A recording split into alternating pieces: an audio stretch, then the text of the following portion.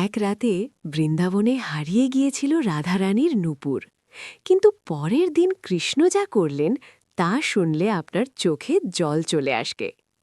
পবিত্র বৃন্দাবন, যেখানে প্রতিটি ধূলিকণায় প্রেম, প্রতিটি বাতাসে ভক্তি, সেই বৃন্দাবনের কুঞ্জবনে একদিন ঘটেছিল এক রহস্যময় ঘটনা, যা আজও ভক্তদের হৃদয়ে কাঁপন তোলে। এক সন্ধ্যায় কদম্ব গাছের নিচে বসেছিলেন রাধারানী। তার পায়ে ছিল সোনার নূপুর, যার মৃদু ঝঙ্কারে পুরো বন যেন সুরে ভরে উঠছিল। একটু দূরে দাঁড়িয়ে বাঁশি বাজাচ্ছিলেন কৃষ্ণ।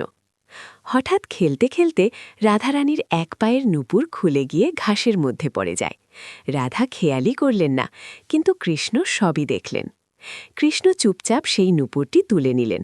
তার চোখে তখন দুষ্টুমি আর প্রেমের মিশ্র হাসি। রাতে রাধা বুঝতে পারলেন একটি নূপুর নেই। তিনি গোপীদের সাথে পুরো বৃন্দাবন খুঁজতে লাগলেন, কিন্তু কোথাও পাওয়া গেল না। পরের দিন সকালে যখন কৃষ্ণ আবার বাঁশি বাজাচ্ছিলেন, তখন সেই নূপুরের ঝঙ্কারও শোনা গেল তার সাথে। সবাই অবাক। রাধা কাছে গিয়ে দেখলেন কৃষ্ণ তার বাহুতে সেই নূপুর বেঁধে রেখেছেন। রাধা লজ্জা পেয়ে বললেন, এটা তো আমার নূপুর, তুমি কেন রেখেছ? কৃষ্ণ হেসে বললেন, রাধে, এটা শুধু নূপুর নয়, তোমার পদধূলির চিহ্ন। আমি এটা আমার হৃদয়ের কাছে রাখতে চেয়েছি। সেই মুহূর্তে বৃন্দাবনের বাতাস থমকে গেল। গোপীরা বুঝল এটা সাধারণ প্রেম নয়, এটা চিরন্তন প্রেম।